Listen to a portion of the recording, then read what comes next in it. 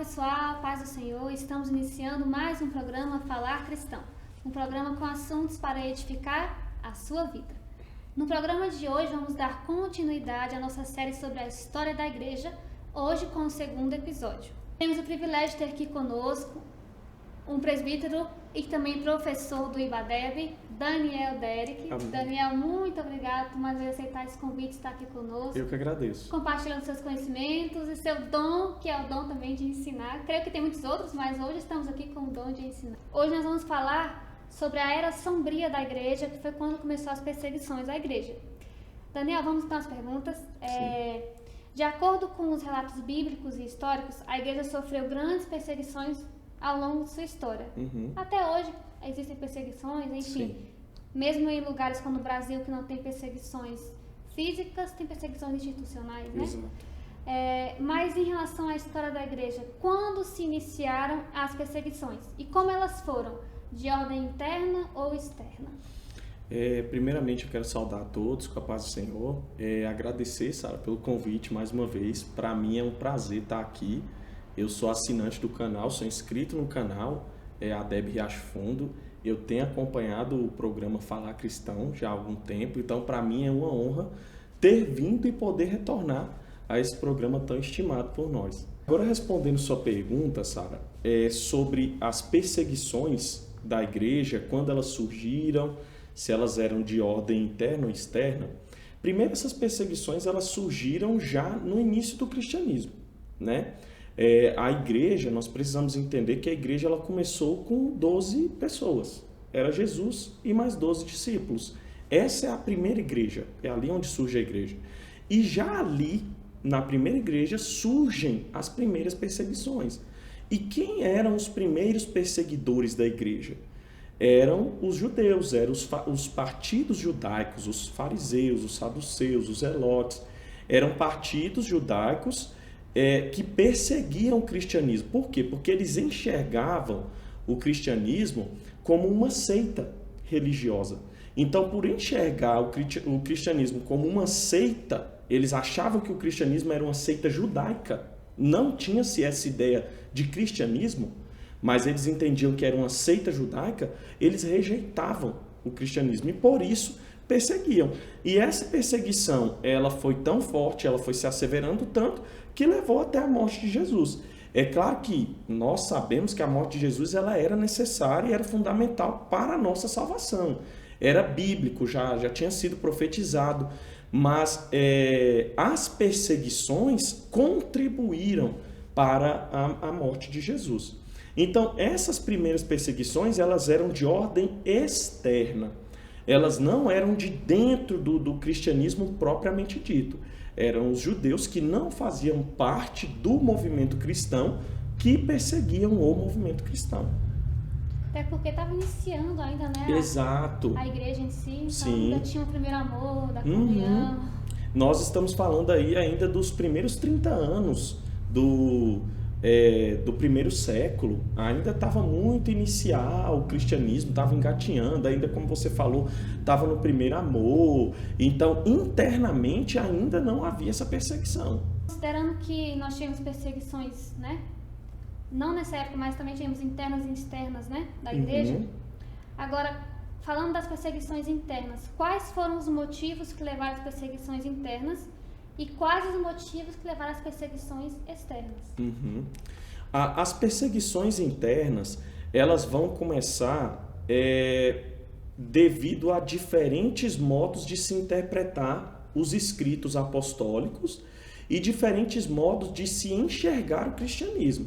Então, após a morte de Jesus, após a sua ressurreição, após a sua ascensão aos céus, vem o Pentecostes, ali o Espírito Santo desce sobre aquelas pessoas e aí então o cristianismo ele começa a se expandir, né? Inicialmente, o cristianismo ele tem até uma dificuldade de expansão porque os apóstolos achavam que o cristianismo era apenas para os judeus. Então, o que Deus precisa fazer? Deus precisa visitar Pedro, dar uma visão para ele lá em Atos, daquele lençol com os animais que eram considerados impuros para a dieta do judeu, e a voz de Deus fala para ele: Pedro, mata e come. E aí ele fala, como é que eu vou comer se é impuro? E aí Deus fala, como é que é impuro aquilo que eu já santifiquei? Então ele entende que os gentios também faziam parte, eles haviam sido santificados pelo sangue de Jesus. Então essa expansão, para que ela aconteça, é fundamental no mínimo duas coisas. Esse entendimento de Pedro, agora de que os gentios fazem parte dessa nova aliança, e também da conversão de Saulo de Tarso, que ele era um perseguidor, ele era membro de um desses partidos que perseguiu o evangelho desde os tempos de Jesus, e mesmo após sua ressurreição continuaram perseguindo.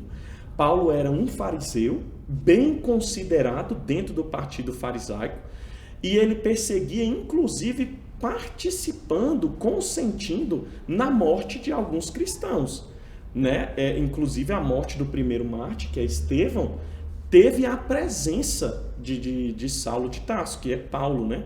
E ele, qual foi a função dele ali? A função dele foi guardar as vestes daqueles que apedrejaram Estevão, porque os judeus tinham o hábito de, quando eles iam apedrejar a pessoa, eles rasgavam as suas vestes, tiravam as suas vestes e iam apedrejar a pessoa. Eles ficavam só com a roupa de baixo, né? Era tipo uma anágua.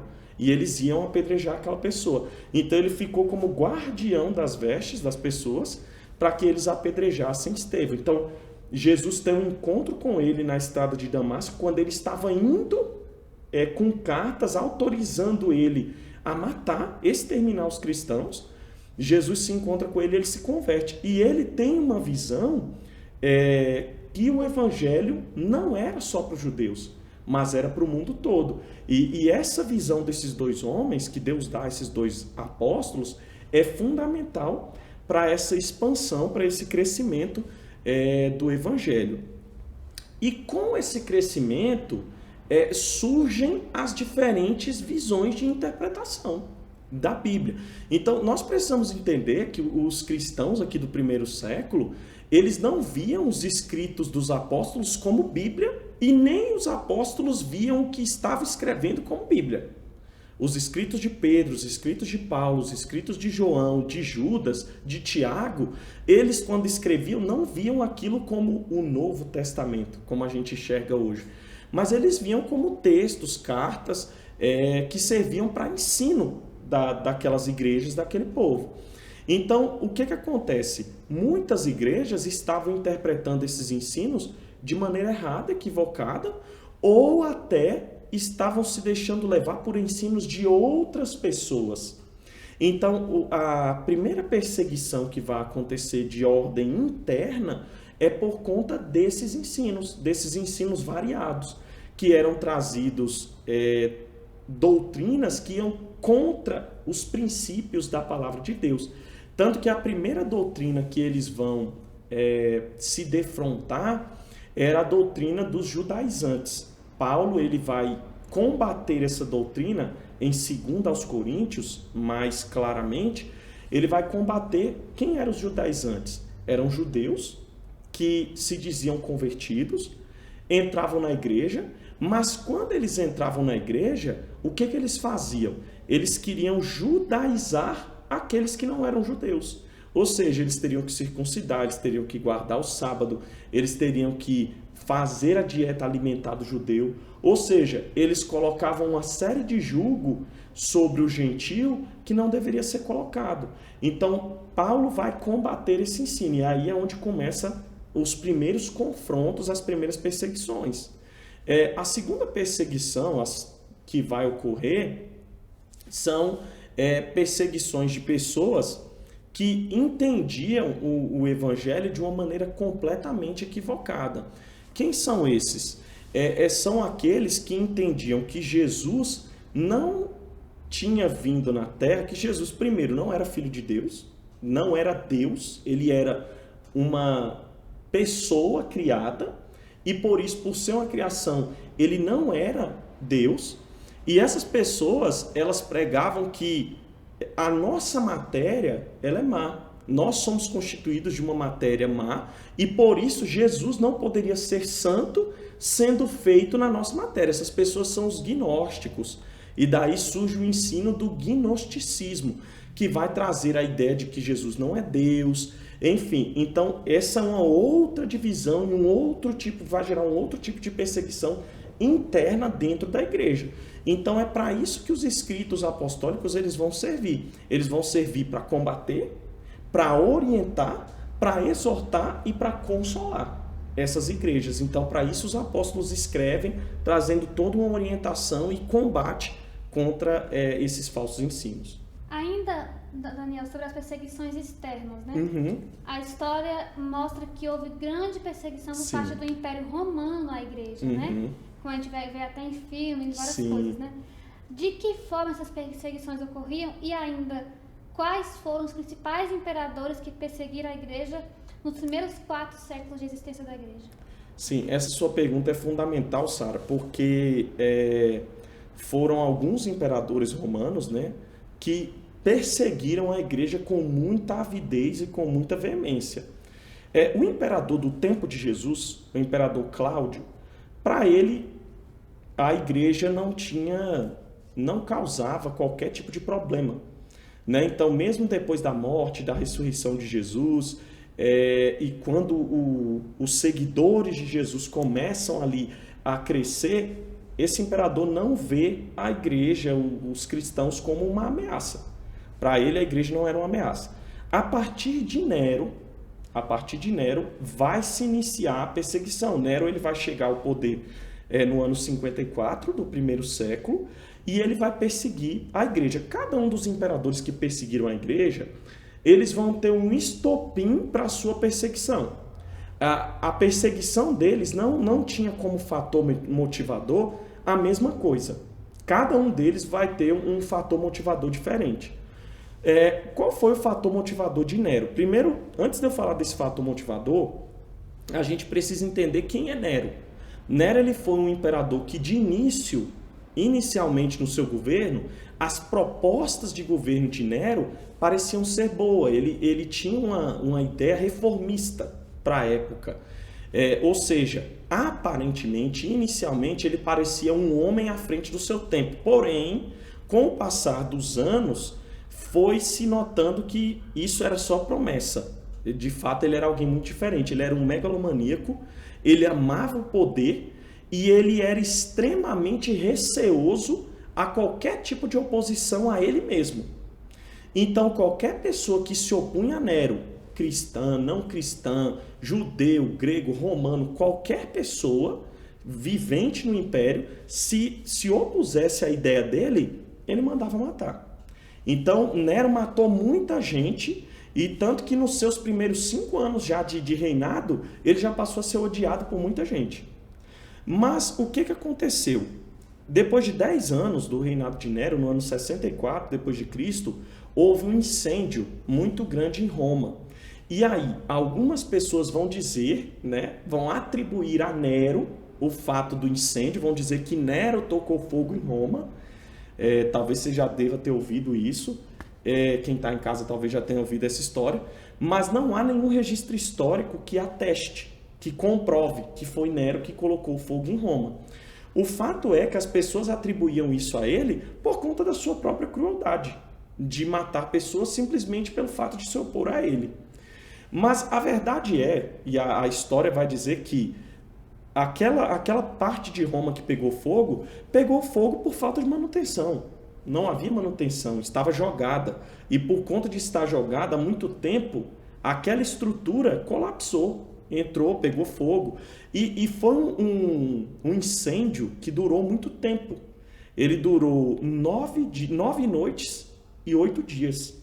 Então foi um incêndio muito grande, a população começou a pressionar, o império começou a pressionar Nero, e por conta da pressão ele tinha que arrumar uma saída para ele não ser tido como responsável do incêndio. Então o que ele fez? Os cristãos moravam em bairros próximos ao lugar que pegou fogo. E os bairros dos cristãos, por incrível que pareça, não pegou fogo. Então ele atribuiu aos cristãos, já havia uma certa oposição às ideias cristãs naquele tempo, por parte de algumas pessoas do Império. Então ele transformou, ele potencializou essa rejeição por parte de algumas pessoas, essa resistência, ele potencializa ela e transforma os cristãos em párias sociais. Então ele pega esses cristãos e atribui a eles a autoria do incêndio. E por atribuir a eles a autoria do incêndio, o Império passa a odiar os cristãos. Então a primeira perseguição aos cristãos é devido a Nero ter atribuído a autoria do incêndio de Roma aos cristãos. Então os cristãos são mortos, são jogados no Coliseu. Nero pega os cristãos, joga no Coliseu para lutar contra feras, contra leões da Líbia. Então ele pega, joga cristãos ali para lutar pela própria vida, e os cristãos são devorados pelos leões que passavam dias com fome. Outro ato crudelíssimo de Nero foi o fato dele pegar cristãos, banhá-los em piche e fazer deles poste humano. Eles serviam de tochas humanas para a sua casa, para o seu palácio. Então ele pegava pessoas, amarrava a postes, banhava elas com piche, cristãos, e ateava fogo, para que eles servissem de iluminação para o seu palácio. Então nós vamos ver o requinte de crueldade desse imperador, de Nero. Então ele foi o primeiro imperador a perseguir a igreja do Senhor. O segundo imperador a perseguir a igreja foi Domiciano.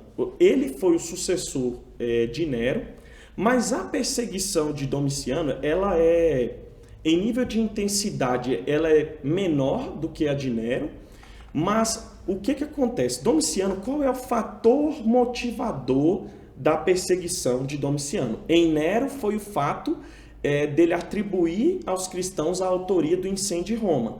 Domiciano, pelo contrário, ele vai fazer o seguinte: ele se via como tão poderoso, tão soberano, que ele vai instituir um culto à sua inteligência. Ele institui um culto à sua inteligência. E os cristãos rejeitam esse culto. Eles se opõem e não participam desse culto. E por não participar do culto à inteligência do imperador, os cristãos vão sofrer a repreensão. Eles vão sofrer as sanções imperiais. Muita gente vai ser morta na gestão de Domiciano? Sim. Mas na gestão dele, algumas pessoas também vão ser exiladas.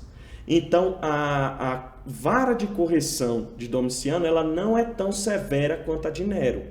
Ele vai perseguir, ele vai matar alguns serão martirizados, mas alguns vão ser exilados. Então, foi o que aconteceu com o apóstolo João, que escreveu o Apocalipse, onde ele vai ter a visão. Ele exila João na ilha de Patmos, ele não mata, porque a visão política dele não era uma visão tão autoritária. Ele tinha a preocupação de agradar ao povo. Ele sabia da influência que o apóstolo João exercia onde estava. Então, por isso ele não mata, ele isola, entende? Porque um isolamento não seria tão mal visto como a morte de um idoso. Então, por isso ele não mata. Nós bem sabemos que João não morre por meio do martírio por conta de uma profecia do próprio Jesus, que disse que João não haveria de morrer pelo martírio. João haveria de morrer por causas naturais, né? Então é o próprio Deus quem poupa a vida de João.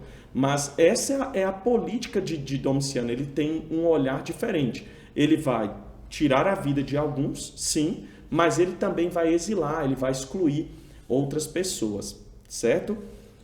O terceiro imperador a perseguir a igreja do Senhor é o imperador Trajano. Trajano, ele vai administrar do finalzinho do primeiro século, ele vai pegar ali os 4 anos do primeiro século, os 4 anos finais, né? Ele vai assumir o reinado dele em 96 depois de Cristo e já vai começar o segundo século da igreja. Então, Trajano vai iniciar o segundo século. Trajano foi um alívio, assim, eu digo que foi um alívio de Deus para os cristãos, porque a perseguição em Trajano, ela continuava. Mas o que aconteceu? Quando Trajano assume o império, ele pensa, para que eu vou tirar dinheiro do império para bancar uma perseguição contra os cristãos? Então, o que ele faz? Ele desinstitucionaliza, ele joga para o individual. Se você tem alguma coisa contra os cristãos, se você quer persegui-los de modo individual, você vai trazer a sua queixa com uma testemunha para atestar o fato que você está trazendo. Essa denúncia não pode ser anônima, ela tem que ser uma denúncia pública, você tem que denunciar publicamente, você tem que ter uma testemunha também que se exponha publicamente, e aí então esse cristão será julgado e aí sim condenado. Então note que há uma diminuição na perseguição por parte do império em relação aos cristãos. A perseguição existe? Sim, mas ela é menor. Mas nesse tempo não deixam de existir mártires. É nesse tempo que nós vamos ter aí a morte de Policarpo, que foi um dos pais da igreja, alguém que foi uma figura muito importante para a igreja primitiva. Policarpo vai ser morto, ele vai ser martirizado. Nós vamos ter outras pessoas aí, figuras importantes também, que vão morrer por meio do martírio nesse tempo, mas em nível de quantidade é uma perseguição muito menor. O sucessor de Trajano, os imperadores que vão suceder Trajano, são todos imperadores que começam com a letra D. O primeiro deles é o imperador Décio. Essa é a parte da perseguição mais severa à Igreja do Senhor. Décio, o que acontece? Qual é o fator motivador? Qual é o estopim da perseguição que Décio instaura contra a igreja? Décio, ele queria restaurar a glória anterior de Roma. E qual era essa glória anterior de Roma? Era o panteão romano, com todos os seus deuses, com todas as suas entidades. Então ele reinaugura o culto a todas as entidades romanas, que os cristãos rejeitam. Então, na era de Décio, os cristãos rejeitam o culto aos deuses, aos deuses pagãos romanos, e por isso eles vão sofrer perseguição também institucionalizada. Agora, diferente de Trajano, que era uma perseguição individualizada, quem quisesse perseguir o cristão que perseguisse na sua esfera individual, já em Décio não. Ele começa a bancar tudo de novo. Então o império passa a perseguir. Nessa época de Décio, as casas dos cristãos eram invadidas. As pessoas eram arrancadas das suas casas à força. E o que ele fazia? Ele queria trazer um ar de que ele era benevolente. E como era essa sua benevolência? Ele dava uma chance aos cristãos. E como é que era essa chance? Ele capturava um cristão e colocava diante dele as imagens dos deuses romanos. Se o cristão se ajoelhasse, adorasse aquelas imagens ali, ele recebia um certificado de adoração aos deuses romanos. E detendo esse certificado, ele não poderia mais ser perseguido por não adorar os deuses romanos. E aí, nesse contexto dessa emissão do certificado, muitos cristãos foram mortos por de fato não adorar. Outros cristãos compravam esse certificado. Tinha gente que vendia certificado, ele ia lá e comprava. Ele não adorava, já tinha. Corrupção desde aquela época. A corrupção já vem desde aquela época. Então ele comprava o certificado, guardava. Se ele fosse questionado se adorou, ele mostrava o certificado, mesmo sem ter adorado. E também tinham aqueles que se corrompiam mesmo. Eles iam lá, adoravam só para receber o certificado, para não ter a perseguição. Então, nesse tempo de Décio, muita gente vai morrer, muita gente vai ser decapitada, muita gente vai ser excluída do império, simplesmente pelo fato de não aceitar o culto aos deuses pagãos romanos.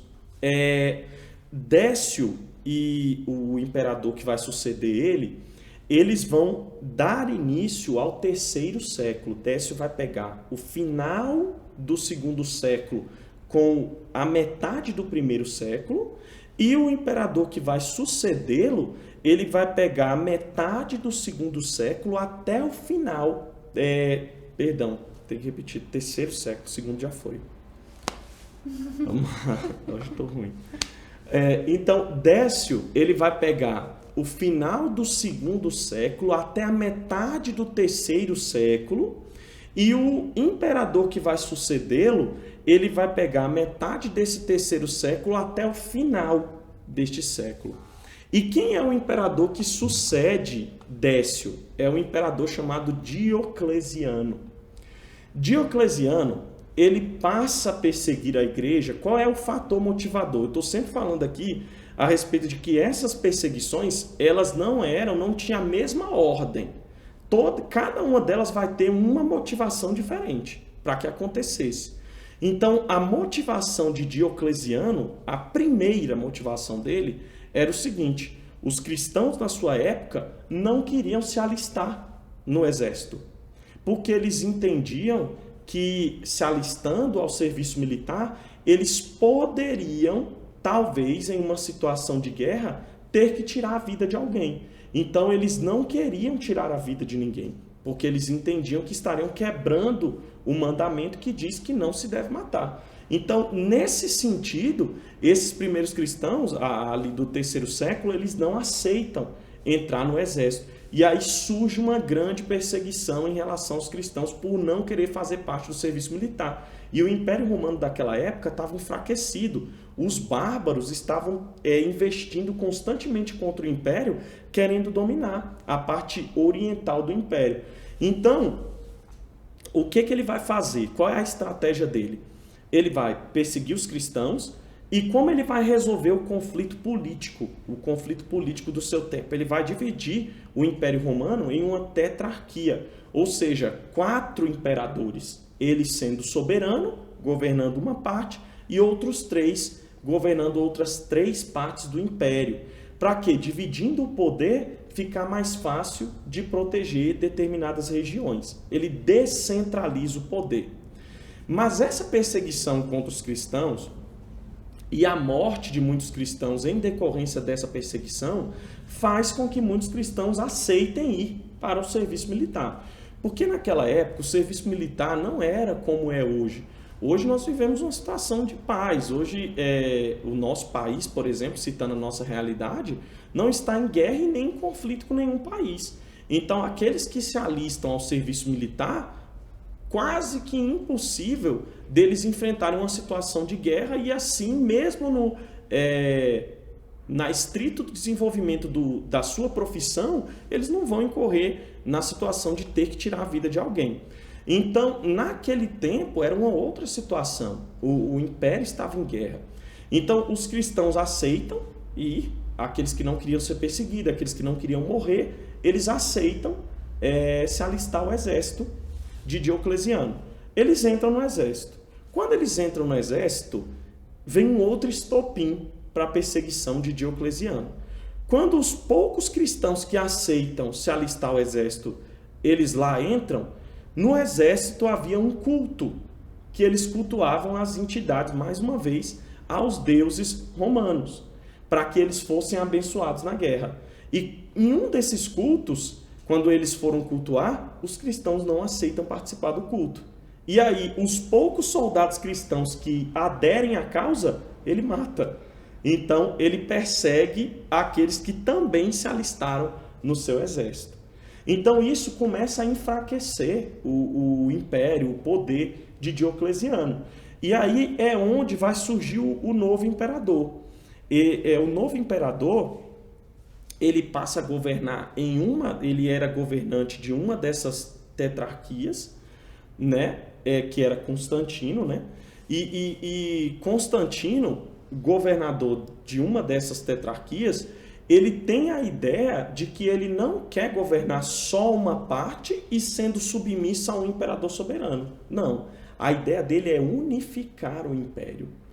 E aí, Eusébio, né, um historiador que vai contar a história eclesiástica, ele era um historiador da época. Esse livro é um livro que vale a pena vocês que estão aí em casa ver. Se você quer conhecer a história da igreja, existem livros fundamentais para você conhecer a história da igreja.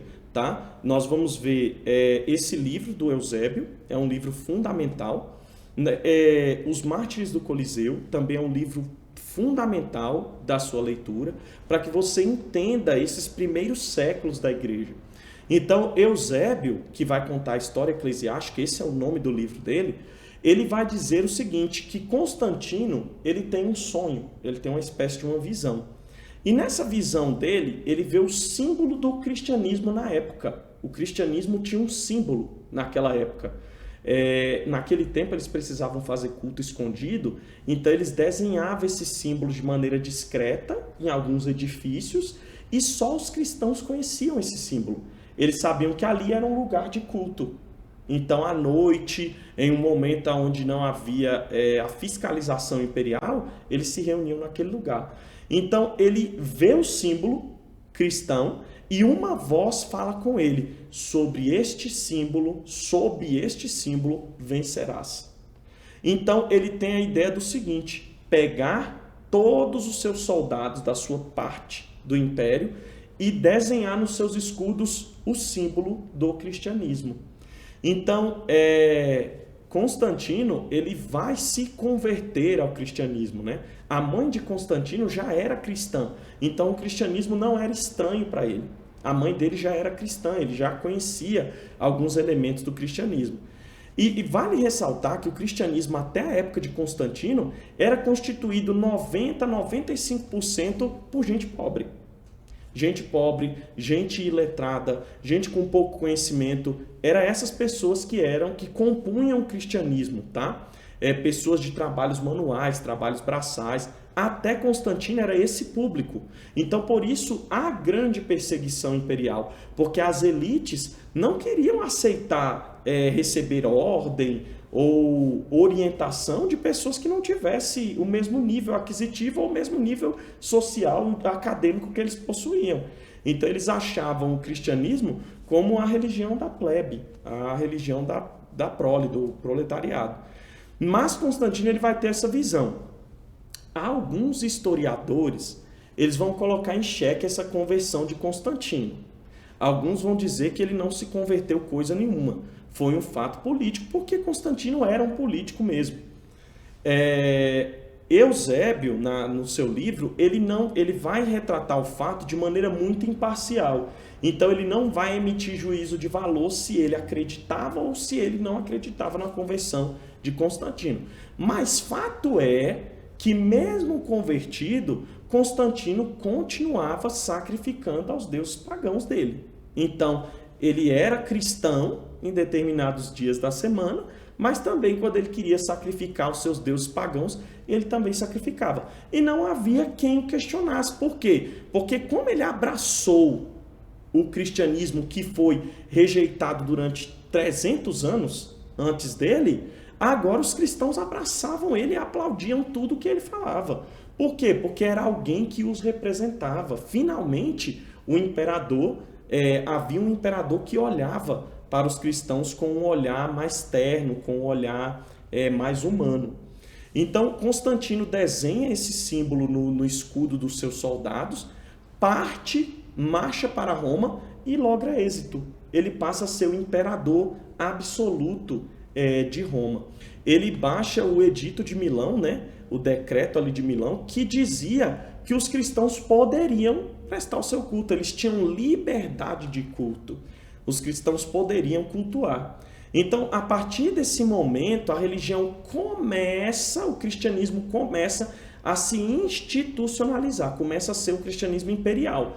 Ele ainda não é de todo. Não é Constantino que institucionaliza o cristianismo como sendo a religião estatal, a única religião estatal. Não é Constantino ainda. Constantino ele se converte, ele lança vários editos que vão beneficiar os cristãos, que dão liberdade de culto para eles, outros editos que vão beneficiá-los. Agora, Constantino, para ganhar cada vez mais os cristãos, ele começa a dar cargo público para eles. Ele pega figuras importantes de liderança, bispos, pastores, presbíteros que tivessem certa influência, tira aquelas pessoas da elite de determinados cargos públicos e coloca esses pastores, esses bispos, e com isso ele se fortalece cada vez mais no meio cristão. Outra coisa que Constantino vai fazer, ele vai trazer uma série de regulamentações para o cristianismo da sua época, porque até esse momento o cristianismo não era institucionalizado, não havia placas denominacionais, não havia uma liderança centralizada, não havia nada disso. Haviam bispos responsáveis por uma cidade. Então, naquela cidade, aquele bispo, ele era o representante, ele era o chefe daquela igreja, daquele local. E todos eles tinham um bom relacionamento. Então, todos respondiam um para o outro. Não havia uma liderança absoluta. Então, Constantino ele começa a ser essa liderança central do cristianismo ali no século IV, né? Então, Constantino ele vai começar a institucionalizar. Ele vai construir o primeiro grande templo cristão, né?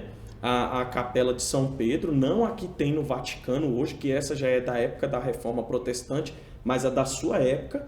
Ele vai participar ativamente na construção desse primeiro templo e ele vai trazer outros elementos de culto, porque o culto cristão até esse momento, ele era um culto muito simples. As pessoas se reuniam, liam a palavra de Deus, louvavam salmos, alguém vinha, explanava, pronto, acabou o culto. Fazia uma oração, encerrou. Ele vai começar a trazer outros elementos litúrgicos de cultos pagãos. Por exemplo, incensário, o ato de benzer as pessoas, jogar água consagrada, água benta, outros elementos de outras religiões, ele vai incorporar ao cristianismo. Para quê? Para trazer uma religião mais bonita, digamos assim, mais comercial, mais atrativa, para atrair também a elite. Ele agradou o proletariado, que é a base do império. Os pobres sempre vão ser a base de qualquer governo, até porque sempre vai haver mais pobres do que ricos. Então, ele agrada os pobres, a maioria constituinte da religião.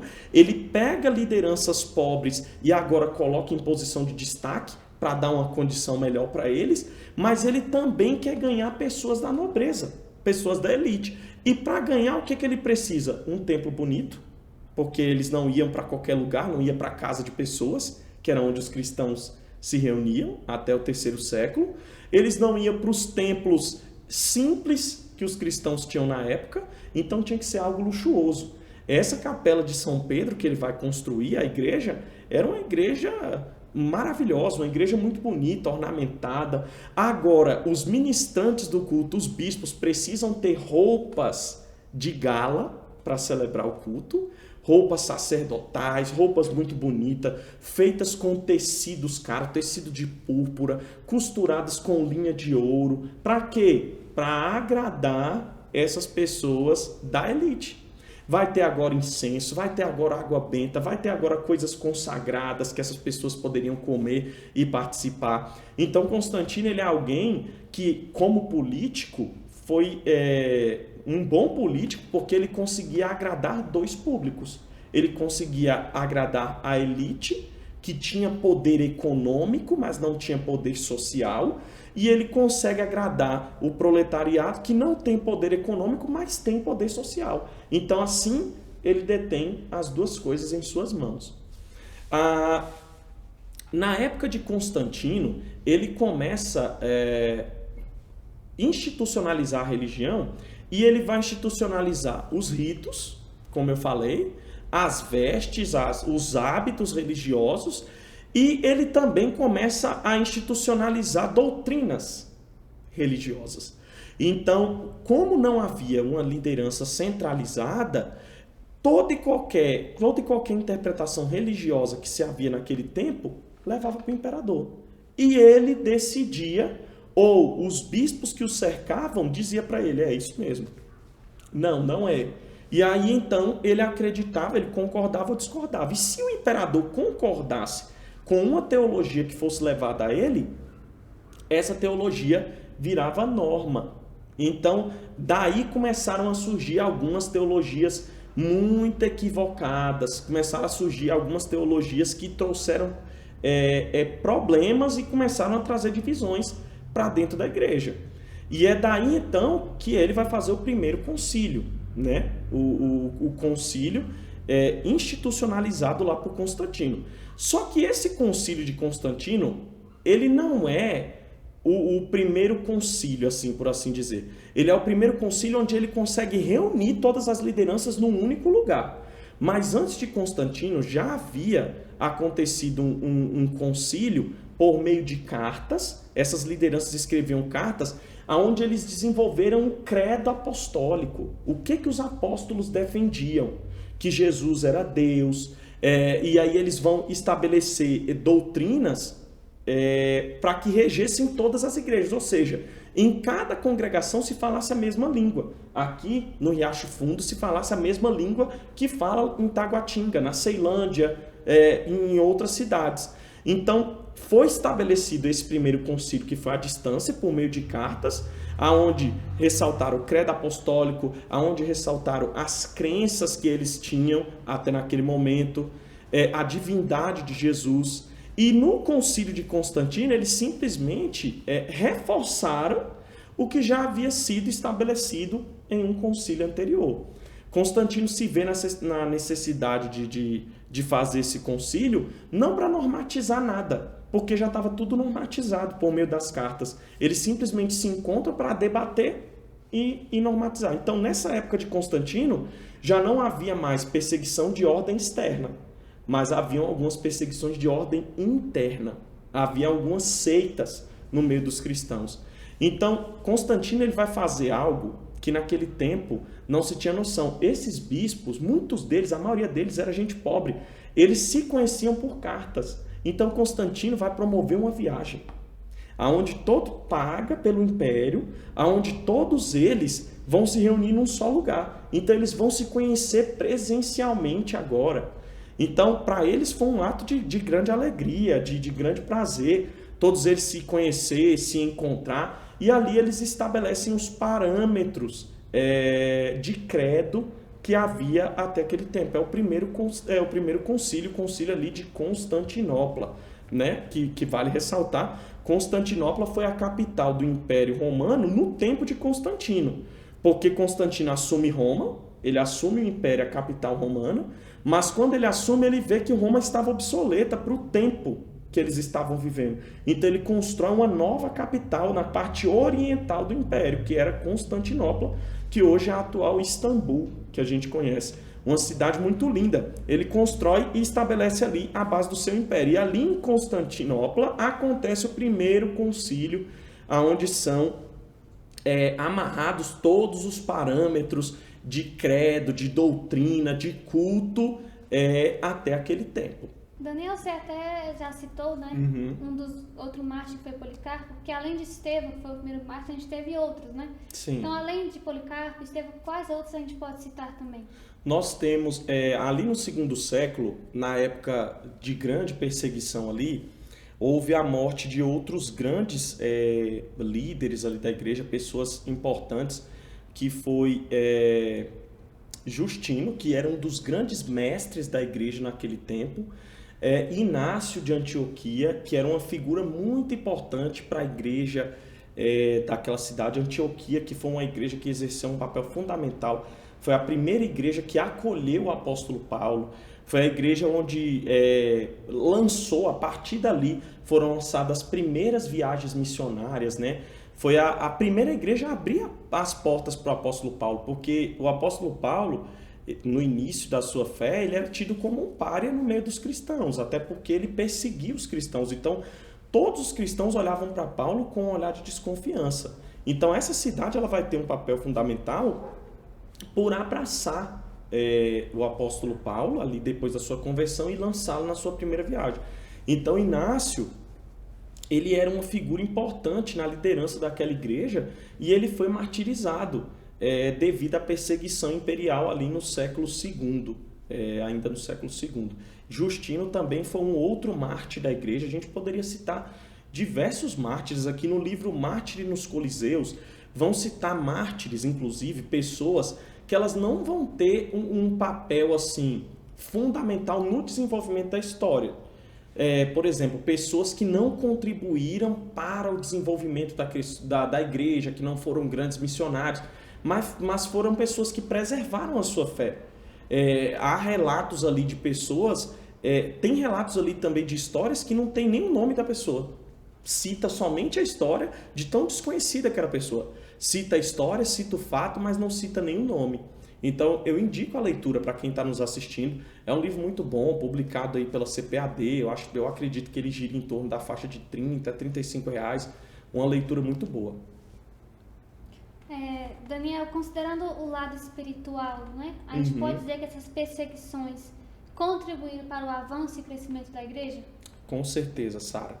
Essas perseguições, elas nunca enfraqueceram a igreja. Pelo contrário, elas fortaleceram a igreja. Quanto mais perseguia a igreja, mais a igreja crescia. Isso é o cumprimento da profecia de Jesus, que a igreja, as bases da igreja estão fundadas em Cristo. Ele é a base da igreja. Ele é o alicerce da igreja. E por ser o alicerce da igreja, ele diz que as portas do inferno não prevaleceriam contra ela. Então, as perseguições contribuíram sim para o crescimento da igreja. Porque quanto mais a igreja era perseguida, mais as pessoas se fortaleciam na sua fé, mais o evangelho continuava sendo pregado. Vale ressaltar, nós costumamos ressaltar a figura do apóstolo Paulo, a figura do apóstolo Pedro, como grandes difusores, né, do evangelho no seu tempo. Mas os maiores difusores do evangelho nesses 4 primeiros séculos não foram só Paulo e não foram só Pedro, mas foram os anônimos, pessoas comuns que recebiam a mensagem. Paulo, quando se posiciona em Éfeso e passa ali naquela cidade cerca de 3 anos pregando o evangelho, o que acontece? As pessoas para quem ele pregava, que voltavam para os seus países de origem, porque Éfeso era uma cidade mercantil, uma cidade portuária, então uma cidade de grande movimentação no mundo antigo, as pessoas que ouviam a mensagem de Paulo, elas voltavam para a sua cidade de origem e espalhavam essa mensagem. E por conta de espalhar essa mensagem, criavam-se redes de difusão do evangelho. Então, esses anônimos, essas pessoas anônimas, que difundiram o evangelho pelo poder do Espírito Santo. Então, eles têm um papel fundamental na difusão do evangelho. Então, por mais que a igreja estivesse sofrendo uma perseguição muito grande naquele tempo, a mensagem não deixou de ser pregada. Então, a perseguição, ela vai contribuir sim para o crescimento da igreja. E um crescimento saudável. Porque quando a religião começa a se institucionalizar, vão entrando outros elementos que vão tirando da pureza da religião. Por mais que no tempo de de Constantino, não vai haver essa perseguição ideológica, essa perseguição institucionalizada, mas é nesse tempo que vai começar a entrar as heresias, os falsos ensinos, que vai entrar a idolatria, né? Depois dele, o imperador que vai assumi-lo, né? Que vai institucionalizar a religião, que vai torná-la a religião oficial do império, é aí que vai começar a surgir outros problemas para a igreja. A igreja vai começar, em alguns aspectos, vai começar a adoecer, né? E por isso ela vai precisar caminhar para aquele momento da reforma, né? Mas sempre Deus tem os seus remanescentes, né? Já no tempo de Constantino, já havia pessoas que não enxergavam aquele cristianismo, o novo cristianismo, como sendo o cristianismo original. E começaram a se afastar. Foi daí que surgiram os monges, os monastérios. Não é que os monges não existiam, os monges são anteriores ao século IV. Mas há um crescimento no movimento dos monges. E aí as pessoas vão indo aos milhares para os monastérios, vão viver no meio do deserto, viver sem toda aquele glamour religioso da época e praticando o mesmo cristianismo ali dos séculos anteriores. Só que aí gera um outro problema. Há 2 faces de uma mesma moeda. E qual é essa? Por um lado, eles estão preservando a pureza, mas por outro lado, eles estão começando a gerar um legalismo religioso. Eles estão querendo dizer que só o cristianismo deles é o certo e o outro cristianismo é errado. Então começa a surgir algumas dissensões aí dentro do cristianismo ali no século IV. Então, para encerrar a entrevista de hoje, né, com todos esses conhecimentos que tivemos, não considerando apenas a questão do plano divino para as Escrituras Sagradas, a gente pode concluir que as perseguições à igreja também contribuíram para o fechamento e reconhecimento do cânon bíblico? Sim. Cânon bíblico? Sim, do cânon. Exatamente. Elas contribuíram, sim, para esse fechamento do cânon, né? Não é que, como eu falei, o cânon não foi determinado por Constantino. Algumas pessoas que dizem, quem determinou a canonicidade, o que eram livros considerados como, o que é o cânon? São livros que são considerados como livros que têm inspiração divina. Então, que são os livros que a gente tem atualmente, esses 66 livros compilados na nossa Bíblia, né? Esse cânon. Elas serviram, elas contribuíram, mas vale ressaltar aqui que não foi Constantino que determinou nem que estabeleceu. Esse estabelecimento do cânon, ele já era algo que vinha acontecendo com o passar dos anos. Quando eles chegaram no concílio, foi só bater o martelo, foi algo que já era senso comum entre eles. Por quê? Esses livros que nós temos acessos hoje, as epístolas de Paulo, de Pedro, de Tiago, de João, de Judas, Apocalipse, eles são livros que eram cartas enviadas para as igrejas. Mas naquele tempo já haviam outras cartas, já haviam evangelhos apócrifos, evangelhos, por exemplo, que dizia que Jesus, quando era criança, fazia bonequinhos de barro, ele fazia bonequinhos de barro, soprava vida neles, transformava eles em humano e depois ia lá e desfazia esses bonecos de novo. Então são evangelhos apócrifos que não encontram base nos outros livros da Bíblia. Então é um livro que respalda o outro. Então todos eles vão ter uma mesma linha de inspiração divina. Então os próprios líderes da igreja da época, eles já rejeitavam esses livros que fugiam muito do que os outros falavam, eles rejeitavam, e eles tinham uma lista de livros do que eram considerados sagrados ou não. Então, quando o concílio chegou, eles simplesmente bateram um martelo sobre algo que já era o senso comum. E aí foi estabelecido o nosso cânon, aquilo que é tido como sagrado, que na nossa Bíblia cristã, evangélica, protestante, são 66 livros. Já os cristãos católicos, eles têm outros livros que para nós não são considerados como canônicos, porque eles fogem desse padrão de inspiração divina. Há ações dentro, por exemplo, há um livro na Bíblia cristã católica, o livro de Judite, por exemplo, que é um livro que ensina técnicas de invocação. É um livro que tem técnica, ou seja, que é considerado como feitiçaria. Pequenas magias. Então, na Bíblia não há esse tipo, nos outros livros da Bíblia, não há esse tipo de ensino. Então, por isso, para nós, esse livro não é aceito, é um livro que é rejeitado, porque isso não é ensinado dentro da nossa visão de fé, dentro do nosso entendimento cristão. Chegamos, então, ao fim da entrevista. Que pena. Mais uma vez agradecer, Daniel, pela sua presença. Eu que agradeço. Compartilhar tantos conhecimentos, tanta história, com tanta propriedade, clareza. Obrigado. E quero reiterar nossos votos e desejos para que o Senhor continue te abençoando. Amém. Te guardando, te fazendo crescer cada vez mais em graça e sabedoria. Amém. Como a gente percebe que Ele tem feito. É só Deus. Nós não podemos recompensar você pelo carinho, pela disposição, mas os nossos joelhos serão dobrados. Amém. Para que o Senhor te abençoe sua família, sua esposa, Amém. Sua filha, que já chegou agora. Já chegou. Ela estava no forninho ainda. Nossa, então tem tempo, hein? Já tem tempo. Tem tempo que eu vim aqui. Então, que o Senhor te abençoe muito. Nós agradecemos demais. Amém, Sara. Eu queria agradecer você pelo convite, a Deb Riacho Fundo, que é uma igreja que mora no meu coração.